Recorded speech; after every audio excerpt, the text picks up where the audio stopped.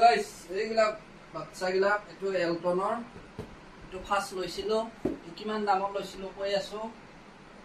তাৰপিছত এইখন তাৰপিছত এইটো লোৱাৰ পিছত এইখন মিক্সাৰখন লৈছিলোঁ ষ্টুডিঅ' মাষ্টাৰৰ মিনি 6 এইখন কিমান দামত লৈছিলোঁ কৈ আছোঁ তাৰপিছত এইখন লোৱাৰ পিছত ভাড়াৰ পইচা চইচাৰ পোৱাৰ পিছত তাৰপিছত এই কটলেছ লগা হ'ল এনেকৈ এইটো ষ্টুডিঅ' মাষ্টাৰৰ XR40 এই কটলেছটো লৈছোঁ এইবিলাক বাক্সা চাক্সা নিজে বনাই লৈছোঁ এইটো হ'ল এইটো হেণ্ডটো আছে আৰু লেপেল এটা মানে হেণ্ড এটা লেপেল এটা আৰু এইটো ৰিচিভাৰ বাকী এইবিলাক যোগাৰ এইবিলাক এডাপ্টাৰ এইটো কিমান দাম লৈছে এইটোও কৈ আছোঁ তাৰপিছত সেইটো লোৱাৰ পিছত তাৰপিছত আকৌ এই মিক্সাৰখন লৈছোঁ মিনি প্ৰ' 12U আৰু এইখনৰ দাম কিমান লৈছে সেইটোও কৈ আছোঁ প্ৰথমতে এইটোৰ দামটো কৈ আছোঁ এইটো মই লৈছিলোঁ এইটো দোকানত কৈছিল 2200 টকা কৈছিল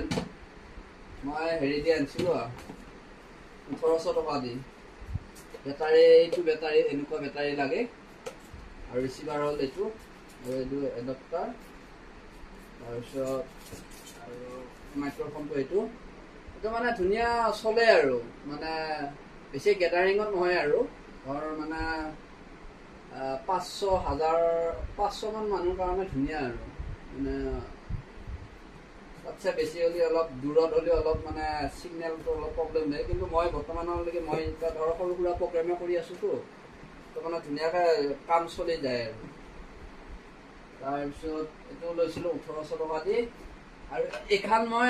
দোকানৰ পৰা আনা নাই এইখন আনিছিলোঁ মই অনলাইনৰ পৰা এইখন মিক্সাৰ